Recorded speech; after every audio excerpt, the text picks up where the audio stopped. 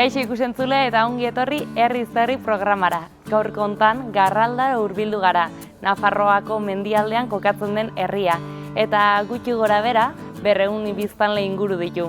Herri hau 856 metrotan dago gutxi gora bera, eta neguak freskoak hotzak izaten dira, elur dexente botatzen du bertan, eta udan beroa ere iristen da honaino. Gaurko hontan bertako herritarrekin mintzatu eta herria ere ikusiko dugu. Beraz, Garralda pixkat hobeki ezagutu nahi baduzue, zatozte gurekin.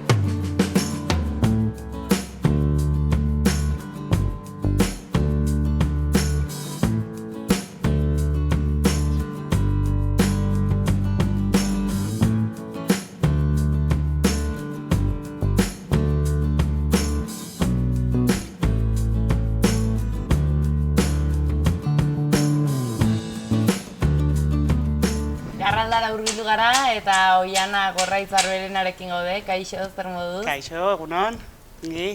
Bueno, Oiana, konta guzu, non dago kokatua Garralda herria? Pues Garralda herria dago Aezkoako baiaran eta Nafarroako Pirineoan dago. Zenbat biztanle ditu gutxi gora bera Garralda? Pues gaur egun 100 piko. 200 ez da iristen. Eta nola definituko zenuke Garralda? Ze ezaugarri ditu zure ustez herri honek? Pues herri txiki bat, baina hala ere txikia izan arren bizia daukana eta niretzat oso herri polita. Zu bertan jaio zinen? Ez, ni gaztetan eta txikitan ikasi nuen Iruñan, nire ama Garraldakoa da, eta gero erabaki nuen hemen bizitzea eta hemen familia bat sortzea. Zure amak aukera hartu zuen Iruñara bizitzera joatekoa, eta gaur egungo Garralda eta garai hartakoa konparatzen jartzen zaretenean oso ezberdinak dira? Oso desberdinak. Biztanle kopuru aldetik egia da goazela pixkanaka bera. Lehen gutxi gora bera zenbat biztanle izango zuten hemen? 200 piko edo, Ia bikoitza edo? Bai. Eta lehen suertatu zen jende asko Iruñera lanera eta orduan azkenean bizitzera ere bai Iruñera. Erran daiteke duela urte batzuk krisialdi moduko bat egon zela biztanle aldetik edo? Izan daiteke, bai. Eta zuk ze lotura edo ze txikimendu zenun herriarekin? Zergatik gustatzen zitzaizuna inbertze Garralda? Denak, azkenean kuadrilla, lagunak eta orduan sortzen duzuen bizitza bat eta azkenean da gustokoa egiten duzu hemen eta erabaki bat hartu behar duzu eta hori izan zen nirea. Eta ere bikotea ere Hiriberrikoa da eta orduan azkenean hori erabaki genuen. Hiriberrikoa bikotea, etxea zuk Garraldan imaginatzen dut. Bai. Eta Garralda irabazle zerbitzuengatik? Zerbitzuengatik eta baita ere bera hemen lan egiten du, nik Iruñan lan egiten dut, orduan azkenean Garraldatik gertuago gaude eta hori gehien bat izan zen hori.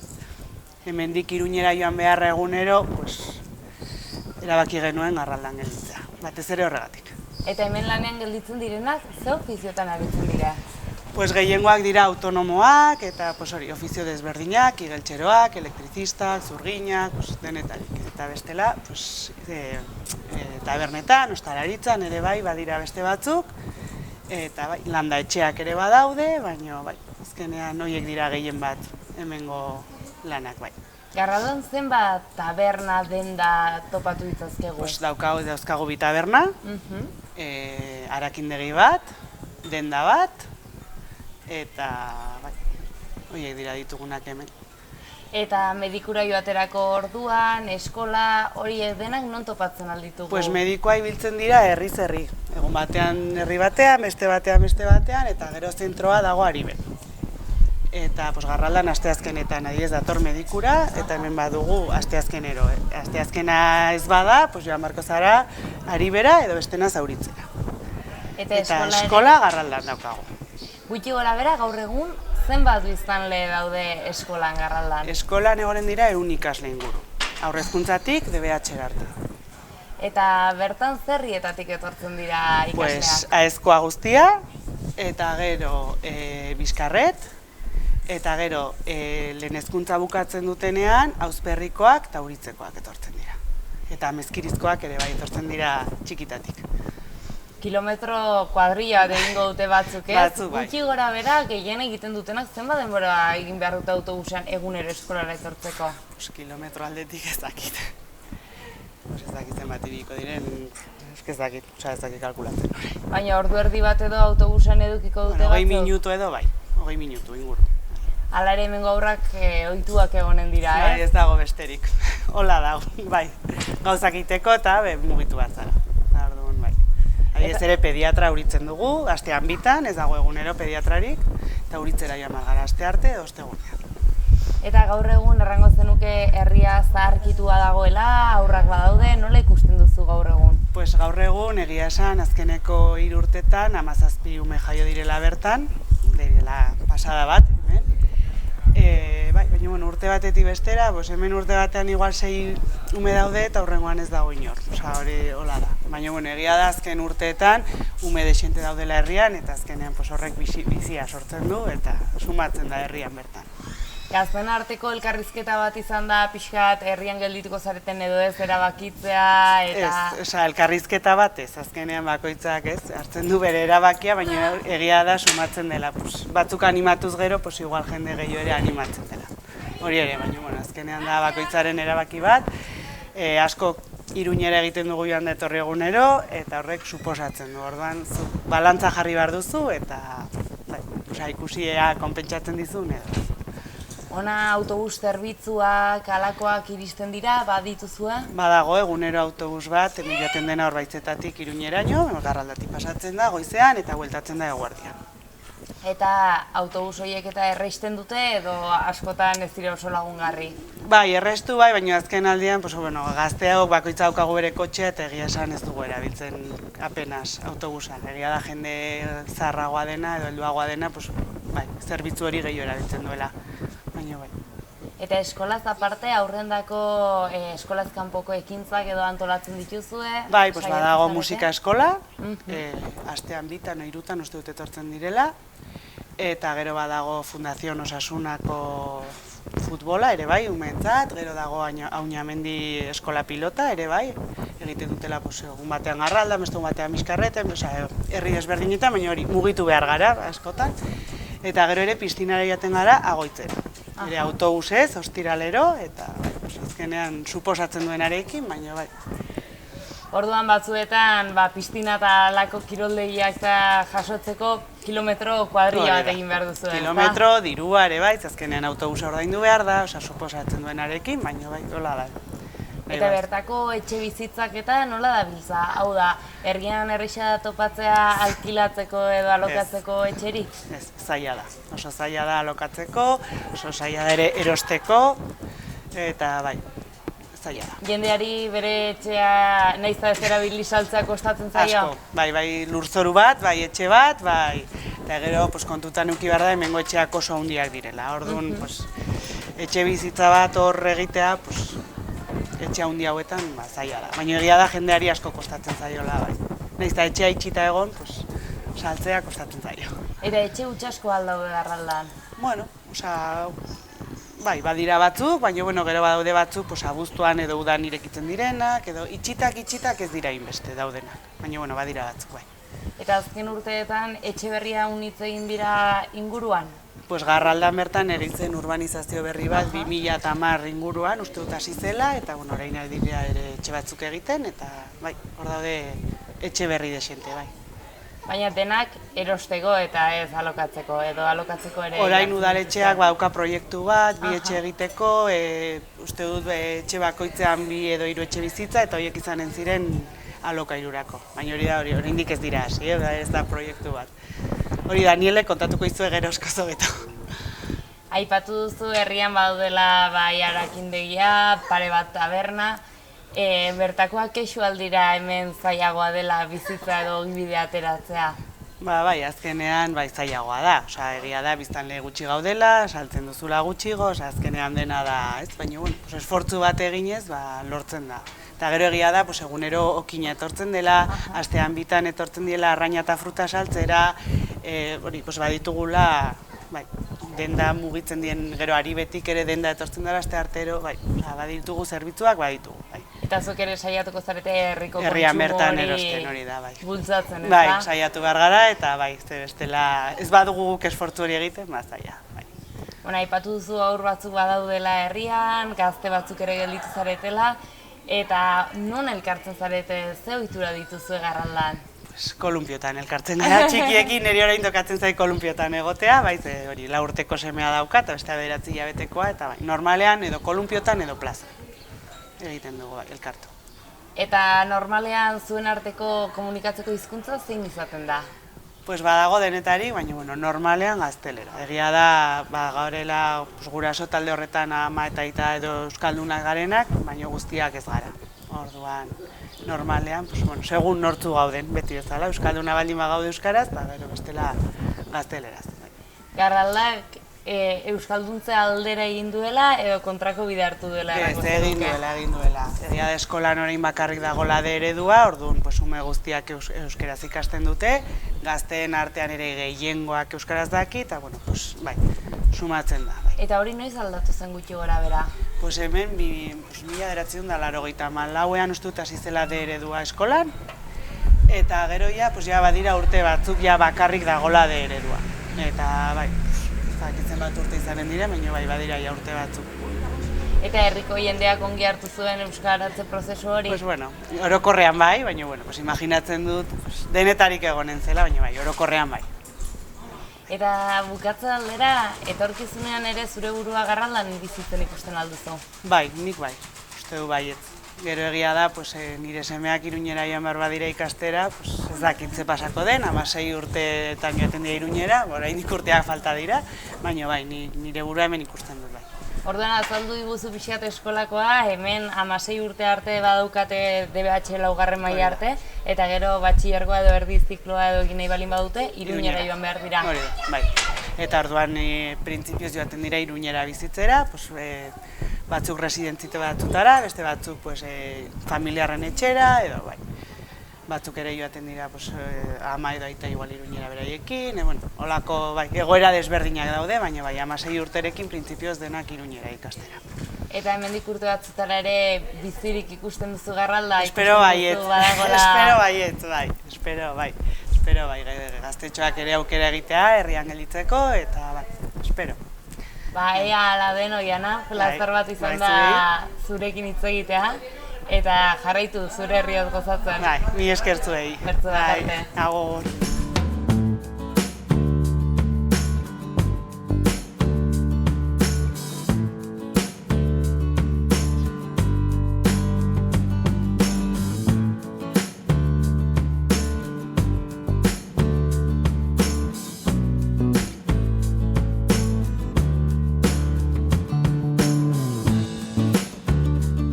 Edurne Bidadarrekin gaude, kaixo Edurne, zer moduz? Kaixo, arratsaldeon, gitazu. Ongi, konta iguzu zu bertakoa zara, Garraldakoa, edo duela urte batzuk etorri zinen ona? Bai, ni Garraldakoa naiz, betidanik, Iruñan sortua, baina hemen bizigira, familia, eta horixe. Zure familia, guraso eta aitona-amonen aldetik ere Garraldakoa da? 190 edo, erraten aldugu. Bai, amaren partetik bai, eta aitaren partetik ama Garraldakoa zen, baina aita Barzuzakoa. Orduan, ingurukoak, ez? Bai, erraten alda, abantxu 100% hemengoak girela. Eta zure urtzaroa nola oroitzen duzu herrian bertan? Aurra unitz zineten, gutxi, nola funtzionatzen zenuten? Bai, biziki ederra, egiazki. Ene adinekorik ez da, baina beti 2 urte goiti edo bitikoekin elkartu gira, eta biziki gustora, mendian, bizikleta, lasterka, sostan, bai, ahaztezina izan zen.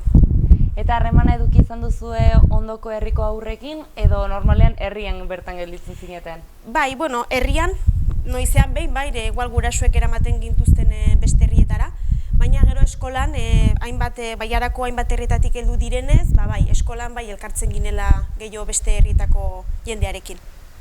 Aipatu duzu bizikletan mendian ibiltzen zinetela, ze ohitura bat zenuten adibidez udan errekaren batera joaten zineten uretan bustitzera edo nola ibiltzen zineten? Bai, hemen Garraldan ez dagoela errekarik, putzuren bat bai, baina txipiak orduan joaten ginen edo betolegira, hor baiza ondoan, edo bestenaz Orozbetelura, edo bestenaz Zauritzera. Baziren pixkat 3 eremu horiek, baina horiek gehiago ja heldu zen hasi ginelarik, 10 urteatik aitzina.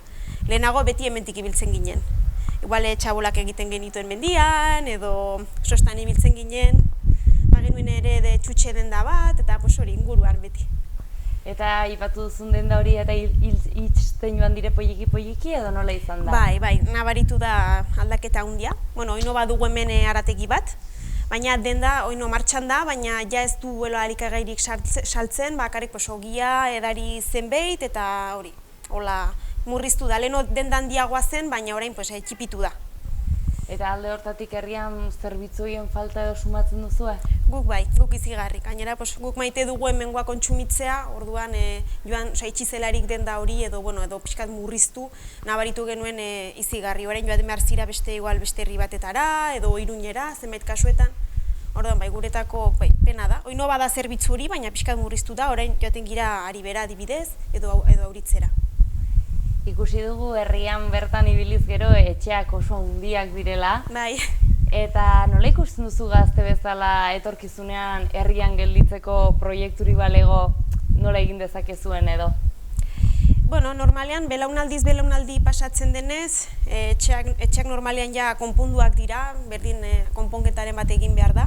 Orduan, ez dut hain zail ikusten, inbertsioa egin behar da, baina laguntzak ere badira, eta hemen biziz gero ez gastu handirik ere errandezagun ez dela, ez? Bakotxak askok badugu baratza, batugu abereak etxean, oiloak, ardiak, behorrak, behiak, orduan hola antolaturik nik uste posible dela ere bizitzea.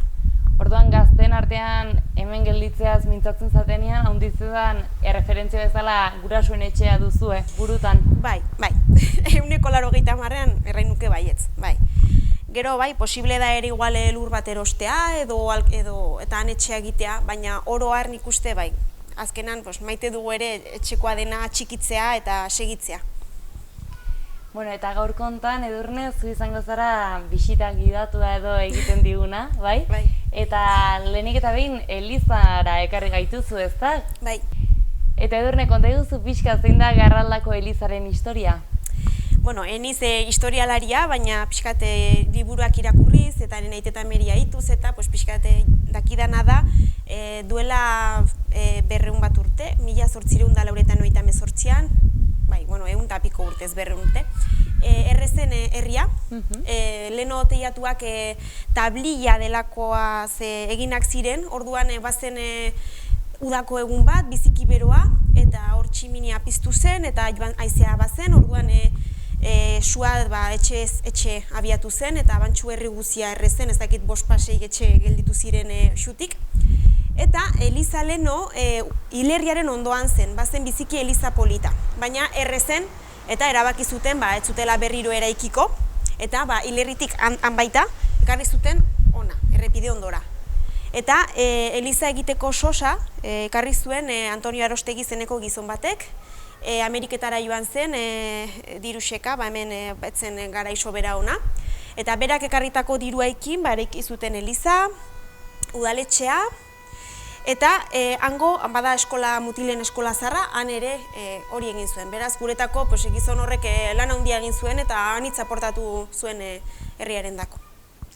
Erran daiteke herritik bertatik jendea hunditzen zela Ameriketara xox bila edo bizi hobe baten? Bai, ez dakite zehazki zen bat, baina joan ziren eta oino nik uste duela 50 urte oino ere jendea joan zela, bai. Eta kontatzen dute horre, hemen bada Garraldan etxe bat, joan ziren Ameriketara senarta emazte, eta ara joaten ari zirelarik, itxasontzia, ez dakit ze pastuzak zitzaion, baina hil ziren itxasontzian. Istripuren bat izan zuten itxasoan eta hil ziren. Eta ez ziren herrira berriz bueltatu, ez? Ez ziren berriro bueltatu, ez. Ordan halako lehendak eta oraindik eta istorioak etxez etxe eta generazioz generazio pasatzen dira, ezta? Bai. Eta haunitz ere igual liburuetan biltzen da. Hemen badugu idazle bat, Xamar, eta horrek egin zuen biziki liburu polita, Aezkoako Garraldako erreketaren inguruan, eta hortik ere historio frango ateratzen aldira, bai. Edurne, konta iguzu eta zer da atzean dugun etxe ekipi hori? Bai, hori garea da, Hemen aezkoan badira frango, Arian, Orbaizetan, Iriberrin, behar beste herrietan ere, baina ez dut orain gogoan. Eta hori da Garraldan gelditzen dena bakarra. Leheno baziren gehiago, Pedroinan eta, baina ez dakit edo erori ziren edo ez dira gehiago. Eta hori da San Miguel etxeko garea. Eta gare hortan zer egiten zen edo zertarako erabiltzen zen? Leheno, orain jende guti bizi da orai haziendatik hemen, baina leheno herriaren gehiengoa nekazaria edo abeltzaina zen, orduan aberendako zekaleak, zerealak eta gordetzen zituzten etxe horren barnean, urtean zehar pixkat konserbatzeko eta. Ikusten da ez dagoela lurraren kontra etxe txipi hori jarrita baizik eta badituela ez, inguruan halako zutabe txiki batzuk. Bai. Erten dutenez, hori zen xaguen eta olako animalien ez igaiteko. Baina nik uste xagua beti biltzen dela nun nahi eta ez dakite horrek galaraziko zuen edo ez, baina printzipioz hori zen pixkat egitura. Eta gaur egun oraindik ere etxe hortako jabek bertan gordetzen dituzte zekaleak eta edo galdu da ohitura? Nik uste ohitura galdu dela. Behar orain hori egurra sartzen dute edo beste zer nahi gauza. Baina, familia hori ez da bizi mementuan abeltzaintzatik, beraz nik uste gehiago izain dela hori trastuen usteko leku bat, galdu da ohitura. Ez da hortarako erabiltzen. Ederki Edurne, eta uste dut orain eskolara eramango gaituzula eta han ere baduzula zer kontatu ezta? Bai. Ederki bagoazen. Guazen.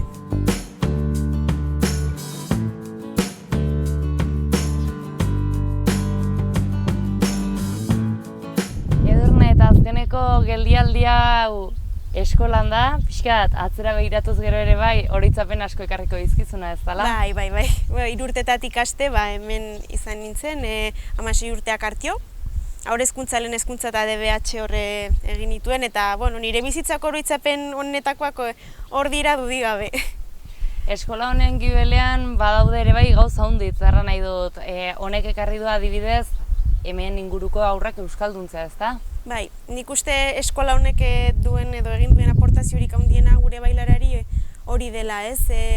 80. hamarkada hartio, euskara aspalditik debekatua izan zen, eta 80. hamarkadan guraso batzuk eta ez dakit eskolako langile batzuk, ez dakit zehazki nortzuk, baina hasi ziren pixkat lanean D eredu baten alde. Eta nik uste 80. hamarkadan hasi zela, eta horri esker, ez dakit 1980tik aitzina, hemen sortu diren haur guztiak edo ia gehienak D ereduan matrikulatu dira eta horri esker ikasi dugu euskara. Zuk alare bertako euskara duzu eta ez dakit hori eskolan lortzea posible ote den edo zen. Zuk etxetik jaso duzu, zure etxean gurasoek eta ere euskaraz mintzatzen segitu dute? Etxean aitak ikasi zuen, euskaldun berria da, eta horrek erakutsi zigun bai anaiari eta baita eni ere. Eta gero eskolan landu dugu. Orduan, ni igualen adibiderik onena pixkat euskara popurri bat dut, denetarik dut pixkat aezkeran hasik euskara batua, nafartar puntu bat ere izaten aldut. Baina hemen normalena, jende gehienak egiten duena da batua. Hemen zonaldeko euskara ez dakit nola ikusten duzun, galtzen ari dela, berreskuratzen, ze prozesutan dago momentu honetan? Nik uste duela 10 urte hartio, ez nekiela hizkera bat zenik ere. Nik aitzen nuen aita euskaraz, baina uste nuen batua bezalakoa zela. Baina gero, hasi nintzen pixkat guarte ematen, desberdina zela batuarekiko. Ez hasten zirelaik pixkat kontzientzia harten euskararen gainean, hau ez da batua bezala, berexia da ez, orduan hori. Eta hortaz pixkatu hartu nintzen. Eta pixkat galdezka ere, eta gero gainera sortu da Zerika taldea izeneko euskara talde bat. Eta pixkat gengo euskara berreskuratzeko, lantzeko. Azkenan, seguraski galduko dela, hilen dela, geldituko dira 50 bat edola iztun, eta ez da transmisiorik beraz galduko da. Baina, pixkat saiatzen ari gira talde hortan, jende xarrekin elgartzen gira, noizean behin, ditugu atxalaskari batzuk.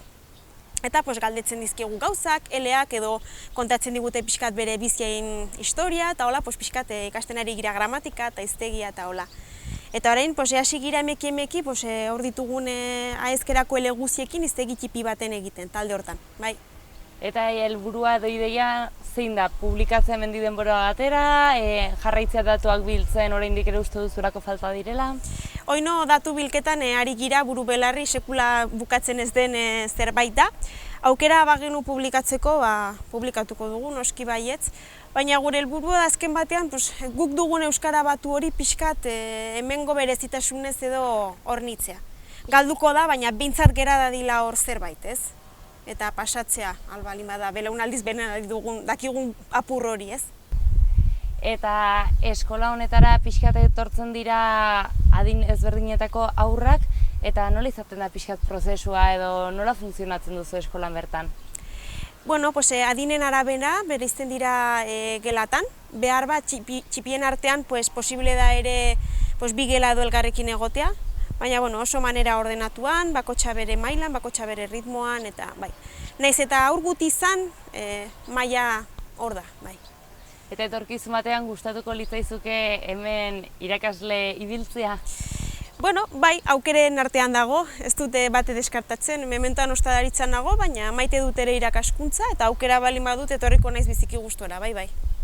Ederki Edurne, plazer bat izan da zure eskutik herria pixkatu beki ezagutzea. Gauza, bera. Eta espero dut gazteak urte luze hemen egotea eta herria bizitzen segitzea. Bai, hortan ibiliko gira buru belarri, ez izan dudaik. Mil esker Raunit. Zuei.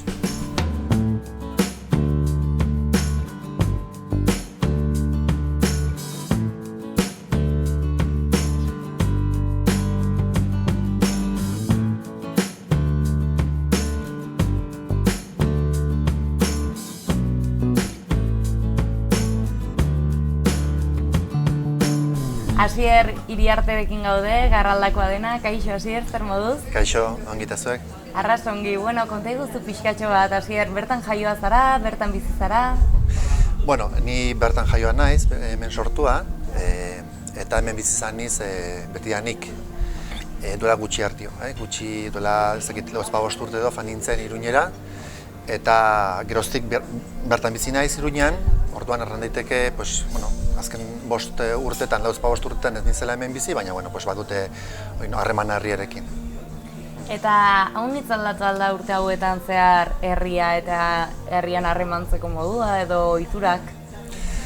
Bai, urte hauetan zehar erraten duzulek, pentsatzen dute noiztik, ezta? Edo, bai, noski, ni gazteago nintzenetik edo txikia nintzenetik, bai, desente. Alde batetik erran behar da, jende gutxiago garela herrian, bai, hori ez da bakarrik Garraldako kontua, hori nik uste dut Nafarroan hitzetan gertatzen den gauza bat, ez da.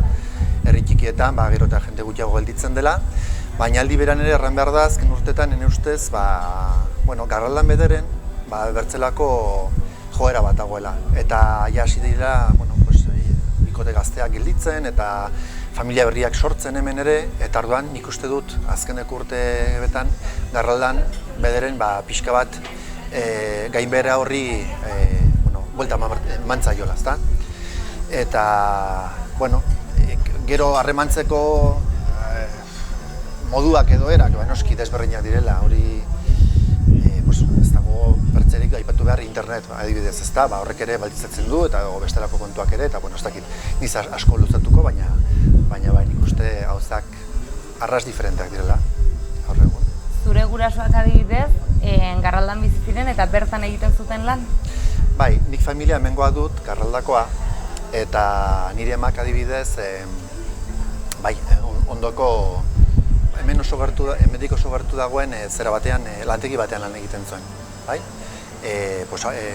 Altzariak eta egiten zituen fabrika batean, lantegi hori itxi egin zen, eta gainontzeko familia etxean abeltzaintzan eta fabrika eta industria haunitz egonda zuen zonaldean? Horra definituko zenuke? Ez, gutxi egonda, erran bezala, erran, horren dela gutxi hartio, bakarra hori zen, ezta?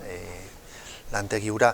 Gero horren ondoan, sortu zuten, ja edula urte desente ere, pateak eta egiten dituen bertze fabrika bat. Eta, hemen inguru hortan, egiarran lantegi gutxi dago. Eta horren inguruan lan egiten duen jendea, mugitu egiten da. Edo Goitzera, edo bertzen az Iruñera, eta bada jendea joan etorri egiten duena Iruñera, egunero. eta edo agoitzera garri batean, gaur egun egiarran agoitzen ere gauzak ez dira arrasongi, baina badago joera hori ere egunero joan datorri hori egiteko. Agoitza aipatu duzula, Gamesaren gaia gaur egun pil-pilean dago, zuen herrian ere gaia ateratzen da eta jendeak kezkatua dago Gamesaren itxierarekin? Hombre, egiarran hemen ez dakite, herrian bertan Garraldan nik ez dakit ez nuke asmatuko orain, baten bat ari den hor zuzenean lan egiten. Baina horretaz aparte kezka nagusia da, bai. Erren nahi baita, Gamesa izan, edo bertze gauza bat izan, edo bertze lantegi mote bat izan, bazkenean ematen du, orain arte behintzat, aurreratatzeko modu bakarra bazela, edo ez dakit, betiko jarduera tradizionala, hau da, abeltzaintza, nekazaritza edo bertzenaz ere turismoa. Eta horretaz aparte, horiek importanteak dira, bai? Lehen sektorea berak adoa, hori argi dago, eta baldintzak ez dira inondik inora txamurrak, kontrakoa esango nuke, ez? Edo zinek daki hori. Eta turismoa importantea da, baina jende guztia ezin da turismoaz bizi, eta gainera oso estazionala da, bai? Orduan, horretaz aparte nik uste dut behar dugula bertzelako aterabide bat. Jendeak behar duela hemen gelditzeko edo bertzelako zerbitzu batzuk edo aukera batzuk behar dituela. Orduan, noski kezka hori egon badagoela, eta nik erren nuke ez bakarrik lantegien inguruan, ez da? Gaur egun badira nik uste modu asko, ez dakit internet lehen aipatu dut, horren arira, ez dakit, badira moduak, badira lanbideak etxetik zuzen lan eginen izateko, ez? Telelana, hain famatua bihurtu zaigun kontzeptu hori, ez? Nik uste posible izango litzatekeela, herri txikietan, horrelako gauzak sortzea, edo bintzat baldintza egokiak eman, jendeak aukera hori izan zezan. Nekazaritza etxean hurbil-hurbiletik bizitu duzu, ze nekazaritza motetan oinarritzen zarete edo zertaz egiten duzu lan zehazki?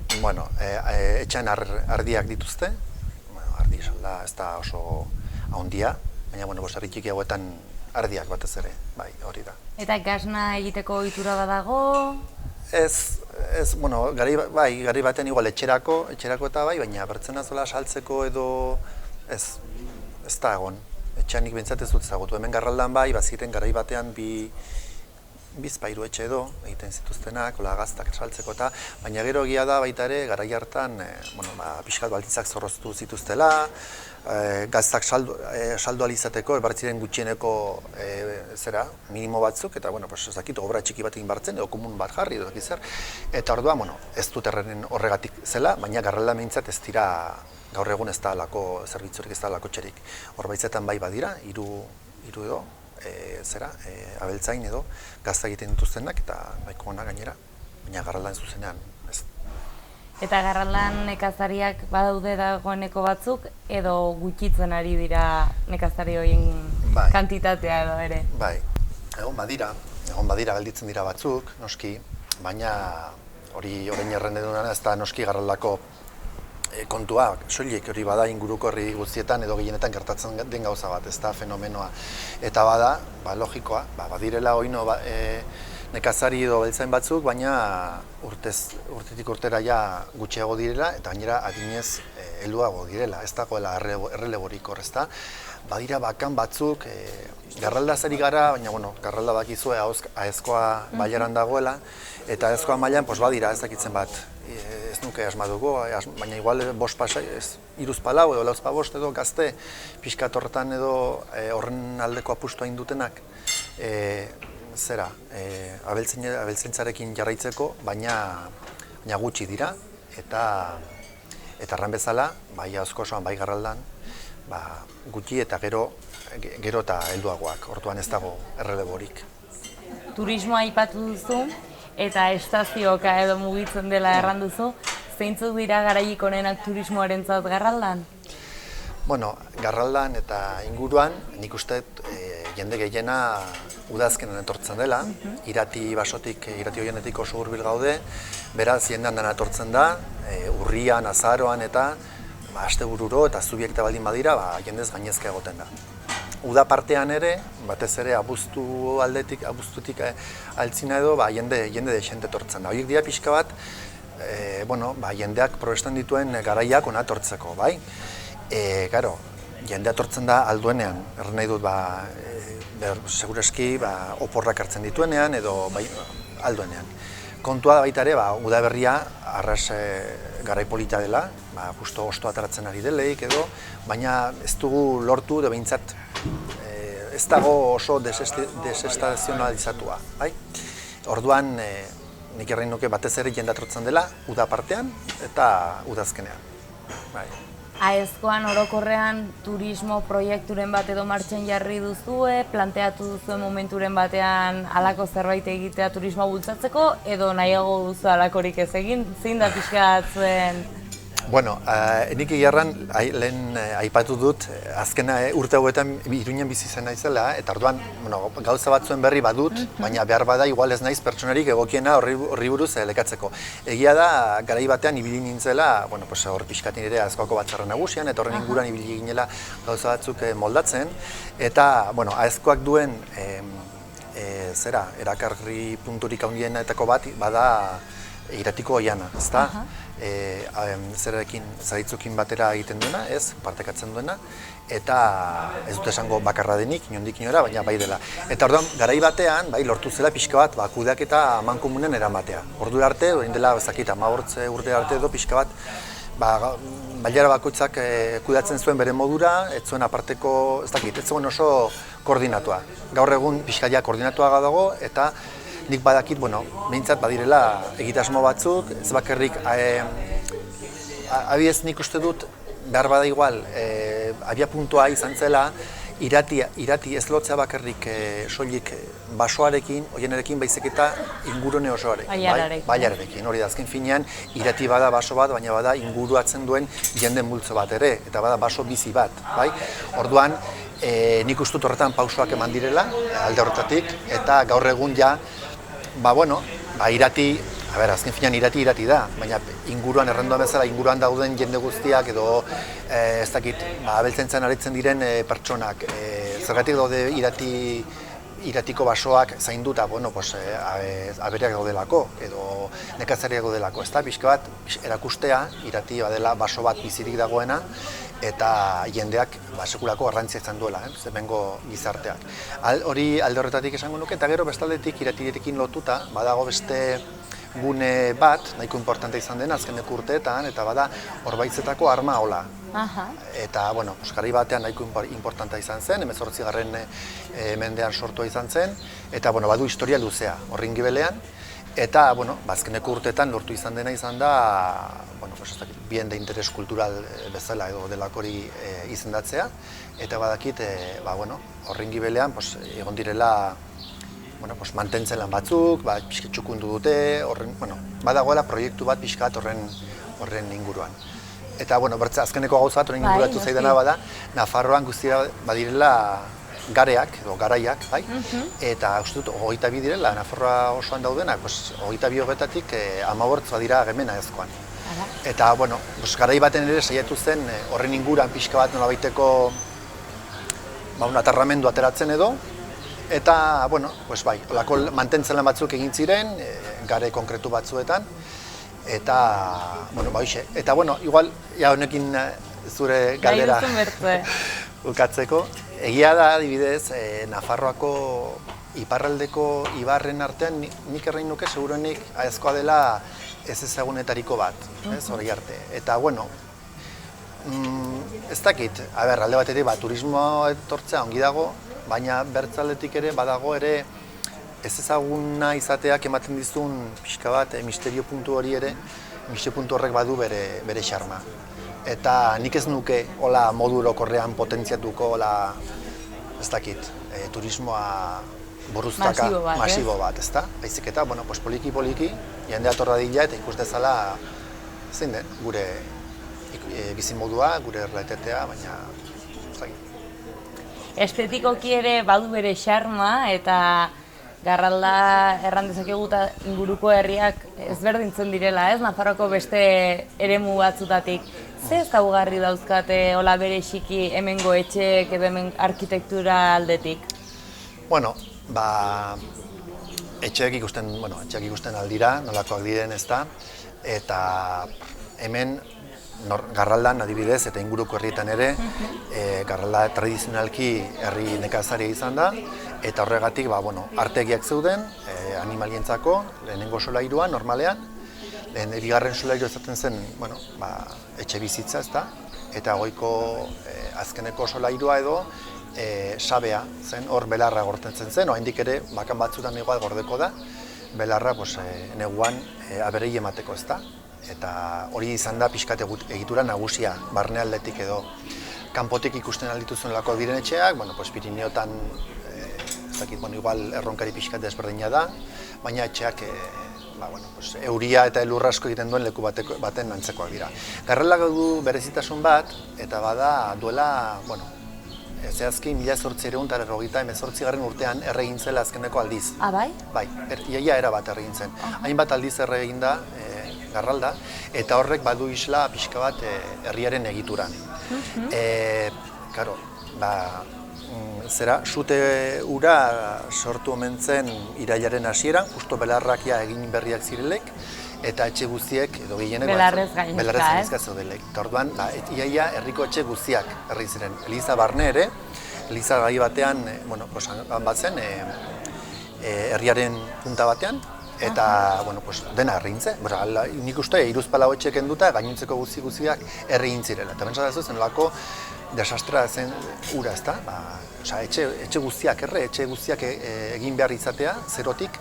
Eta orduan, egintzena izan zen, etxe batzuk lekuz aldatzeko aprobestu, eta horregatik Garraldak badu pixka bat, etxeen artean badago tarte handiagoa. Bertze herriekin konparatzen baldin baduzue, igual, etxe guztiak ez daude hain pegatuta, batzuk besteen ondoan, eta beti batzuk dira larreak tartean edo larrainak edo, eta hori da pixkat berezik egiten duena.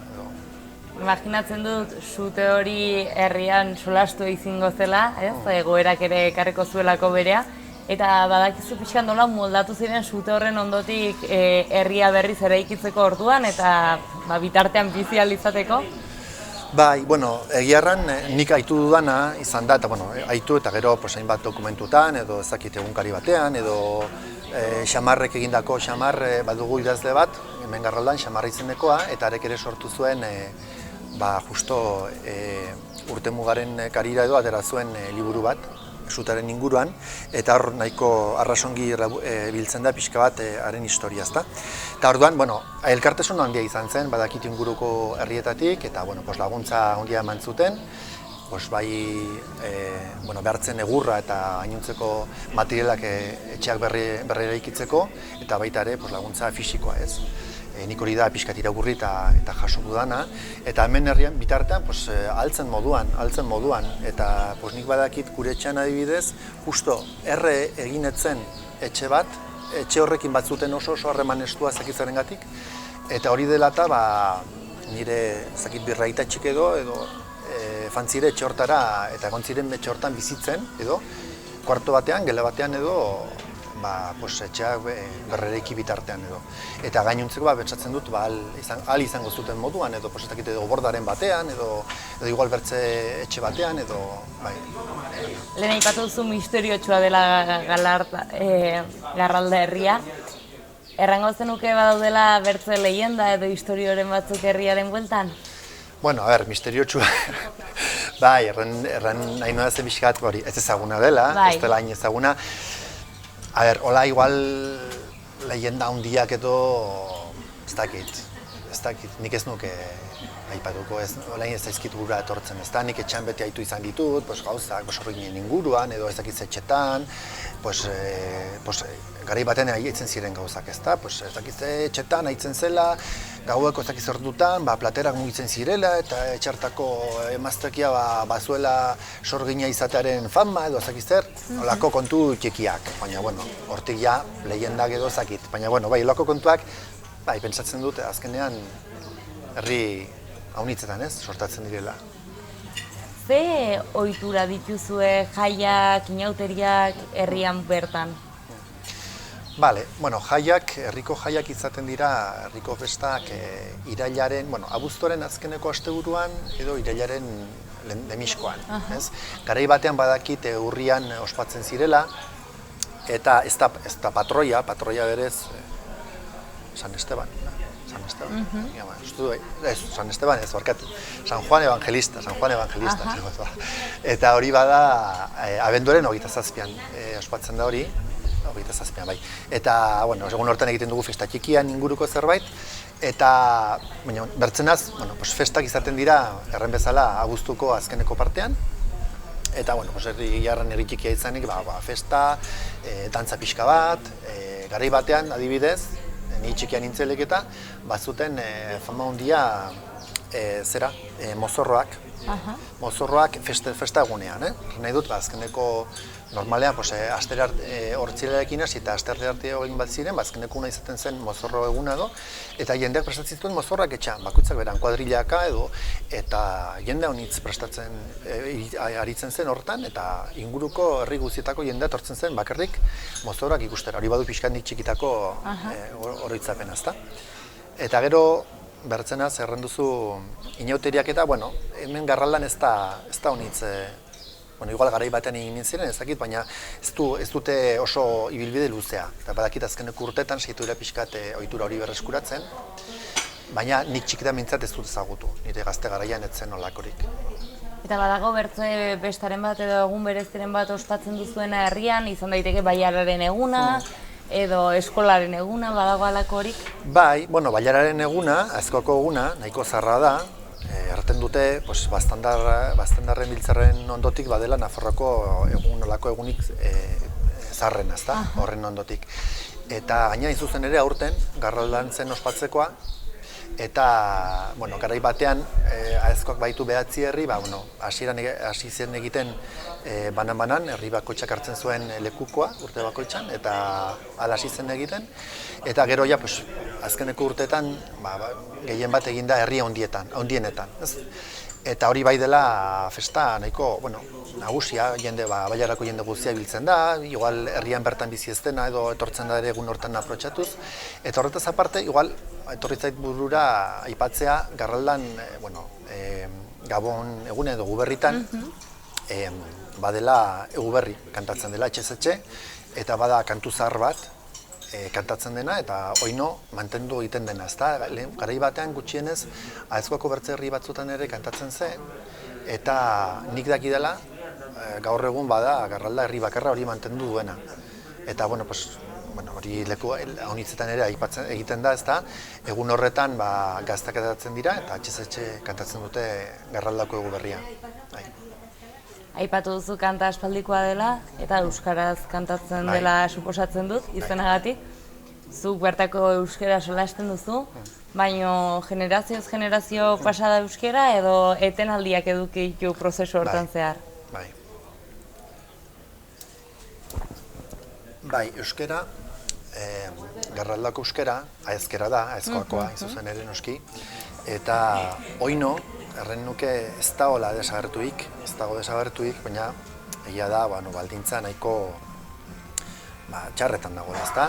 Adibidez, nire gazte garaian, eskolan entzegoen inguruko ikastetxea hemen Garraldan bertan dago, eta hona etortzen da, inguru guztietako gazteak hona etortzen dira ikastera. Nire garaian oraindik ez zegoen eredurik Garraldan, ez zegoen euskaraz ikasteko aukerarik, orduan euskara jasotzeko leku bakarra bazen etxea. Nik izan dut suerte hori, nik etxean jaso dut Aizkoako euskara, nire aitatxik eta amatxik eta egiten zuten, eta euskara zelekatzen zuten, baina gero urrengo belaunaldia, urrengo generazioa ja gure etxean behintzat hor galdu gintzen, ezta? Zure gurasok ez egiten euskaraz? Ulertu pixkat bai, amak eta iez bai, ulertzen dute, desente, baina ez zuten etxean ez zuten jaso, hori. Orda erran daiteke zure aitona amonek, aurrei ez, baina bilobei pasatzietela euskararen transmisio hori. Bai, nik erran bezala, nik aitatxirekin dauzkaten azkeneko oroitzapenak, nik badut buruan euskara zelekatzen nuela berarekin, bai?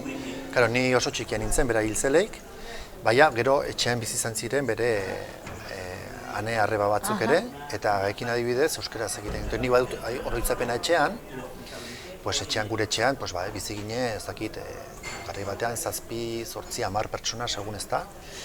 Eta nire aitatxiren ane arrebek, hain artean, euskaraz elekatzen zutela, zerbait bertzeko ulertu nahi ez zutela, ikaden artean egiten zuten euskeraz, eta gero enekin ere bai, baina gero etxeko amaizkuntzatzen euskera, bazen ikusten artean elekatzeko bazen gaztelera, bai? Baina beti egon da, mantendu da hor. Egia da baita ere, Garraldan bertzetxe batzutan mantendu egin dela euskera, mantendu da, eta badakit, adibidez, lehen aipatu didazu generazio salto horren inguruan, etxe batzutan, bakan batzutan edo, lortu zutela hori mantentzea. Eta aurkitu dezakezu, ez dakit, etxe bat edo bi, egienez, baina gutxienez, 40, 60 eta piko adintarte horretako pertsonak hemen euskera ikasitutenak.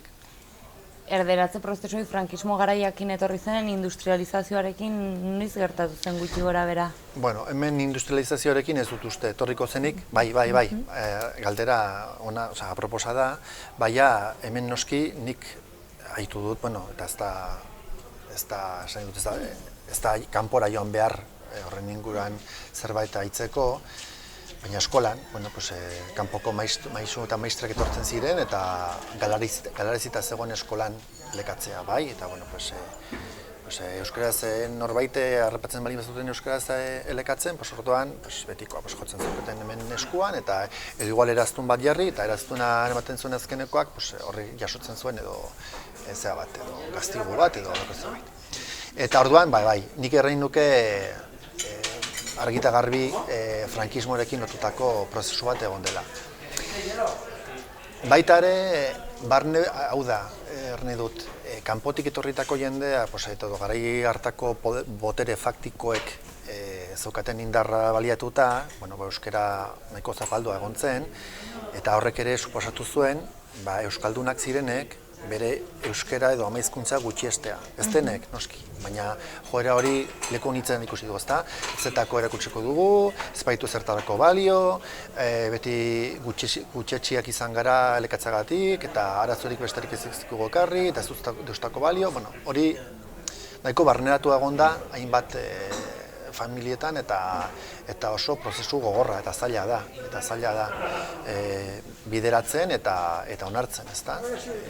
Orduan, horrelakoa izan da, eta gero bai, garai batean eskola etorri zen, noski, euskeraz, gaur egun haur guztiak euskaraz ikasten dute, eta aipatu behar da baita ere, pixkatola zerbait positibo horretarren, azkeneko urteetan, badela sortu dela aezkoa mailan, talde bat, euskara, pixkat, hemengo euskara berreskuratu ez nuke errango, igual oso nahiko zaila da bintzat mantendu eta pixkat zabaldu, ezta? Euskaldun artean, hemengo aezkeraren euskara zabaltzea duena helburu. Eta ari dira, nik aldi izan dudan etorri izan naiz, alako bileretan, eta egiten duena, talde honek egiten duena da, pixka bat, kontaktuan jarri, Ibarreko euskalduntzarak eta gainuntzeko euskaldunak. Eta igual merendu bat egin, edo mai baten inguruan solasen aritu, edo lako zerbait, eta nahiko interesgarri dutzen zait, hori egintzat, bai. Asier, bizitza osoan zehar hemen pasa dituzu urte honit, orain Iruñera joan zara, baina etorkizunean berriz ere herrira bueltatzen ikusten duzu zure burua? Begira, nik ez dut sekulan izan nola etorkizuna begirako ez dakit ez, joera hori edo non ibiliko nahi zen 5 urteren buruan edo 10 urteren buruan, baina egia da, adibidez, aurten gertatu zaigun edo gertatzen ari den pandemia famatu honekin ez da, honek ere pentsatzeko ematen duela pixka bat, adibidez nahi tokatu zait Iruñan egotea, 2 hilabeteko itxealdi hori, eta, hor duzu denbora pentsatzeko gauza haunitzi buruz, noski, eta baita ere pixka bat, bizi baldintzei buruz. Eta gierran, aitortu behar da, esan nahi dut nik banekien, eta nik uste dut pixka bat alde positiboa ikusi behar dugula. Hau bezalako, Garralda bezalako herrietan bizi kalitatea nahiko altua dela. Hau da, naturan bizi gara, ez dakit kalea ateratzen alzara, inolako problemari gabe, ez dakit, batez ere alde horretatik, ez osasun aldetik maila edo baldintza oso onak ditugu. Falta zizkigunak dira zerbitzuak batzutan. Orduan, nik errain nuke bizi izan dugun pandemiak balio beharko lukela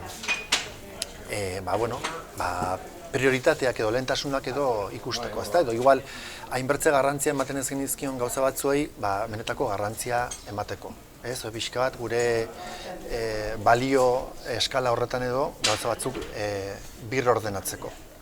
Eta zerbitzuak aipatu dituzula, zeintzuk dire zure ustez oinarrizko zerbitzuak falta direnak eta benetan uste duzunak herriak bertze bizitza bat eduki dezan herrian egon beharko zirela? Bueno, zerbitzuak, pixka bat hori orokortzen baldin badugu, hasteko hemen nahi baldin badugu jendea hemen bizitzen gelditzea, noski, borondatea izateaz gainere lana behar dugu, lanbide bat. Orduan lanbidea edo lanbide bakoitzak nahi edo garatu nahi duen lanbidea garatzeko gutxieneko zerbitzu batzuk beharrezkoak izango liatezke nik uste. Hor sartu nahi duzun guztia, nahi dute, ez dakit, nahi patu dugun interneteko hori, edo diru laguntza sail batzuk, ez dakit, jendea hemen gelditu ahal izateko, batzutan azten zaigu, Nafarroan azken fenean, herri txikitako eta hiri bateko biztanlek berdin tratatuak izaten garela arlo honitzetan. Eta adibidez, bir pentsatu beharko genuke hori, ezta? Ea, ez dakit, sail konkretu batzuetan edo atal konkretu batzuetan edo ez dakit, badira milaka modu, herri txikitako jendea edo bintzat despopulazio arrisku larrian dauden herritako jendea eta hiriburu handi bateko jendea desberdin tratatzeko baliabide gehiagorekin, erraztasun gehiagorekin, diru laguntzekin, gauza hainitzen bitartez. Zerbitzuak, gutxieneko zerbitzuak badakigu zeintzuk diren, osasun zerbitzuak, ambulantzia gari horitzen garai batean ibili ginen borrokatzen ambulantzia bat izateko hemen inguru osoan eta ematen zuen ura zela eta esan duzu, beharrezko alda gaur egun horren inguruan borrokatzen ibiltzea, ezta? Gaur egun gutxienez eta zorionez hori badugu ja bermatua, baina badira eskolan adibidez urte luzetan ibili ziren edo irakasle gutxirekin, edo irakasleak urtero aldatzen ziren iaia guztiak, edo igual bat etortzen zen, gero baja hartu eta igual hilabete baten buruan zen ilore etortzen, ez baitzuen inork hain urrutira etorri nahi. Orduan, solako gauzak, gauza puntualako betu dira, baina badira horren inguruan eta horren arira hobetzeko arloa honitz, ikuste. Ea poliki-poliki arroiek ere aurreratuz eta hobetuz doazen, eta mila esker hasier zuen herriko bertze realitate bat erakusteagatik. Bale, ez da zeri, mila esker zuei.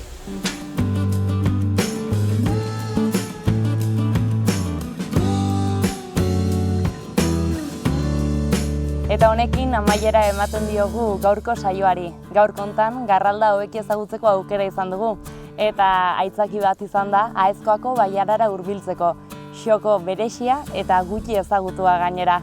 Eta orain zuen txanda da, badakizue zonalde hau eta xoko hauek ezagutu nahi badituzue, hartu kotxea, bizikleta eta hurbildu zaitezte, edo topatu hemen inguruan eta honen inguruan idatziak dauden testuak, badaude eta zenbaitzuk. Eta bitartean, zoriontsu bizi eta bertze bat arte.